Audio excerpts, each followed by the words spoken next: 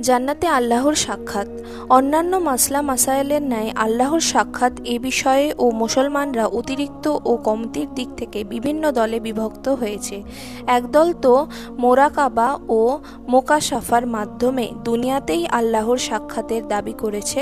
আবার কোনো কোনো দল কোরআনের আয়াত তাকে কোনো দৃষ্টি পরিবেষ্টন করতে পারে না, আর তিনি সকল দৃষ্টি পরিবেষ্টনকারী। সূরা আনআম 103।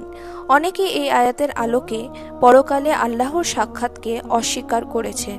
কিতাব ও সুন্নত থেকে প্রমাণিত আকিদা এই যে কোনো মানুষের জন্য, চাই সে নবী হোক না হোক, এই পৃথিবীতে আল্লাহর সাক্ষাৎ সম্ভব নয়।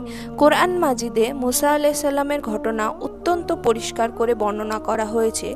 যখন তিনি ফেরাউনের হাত থেকে মুক্তি পাবার পর বানি ইসরায়েলের সাথে নিয়ে সিনা নামক দ্বীপে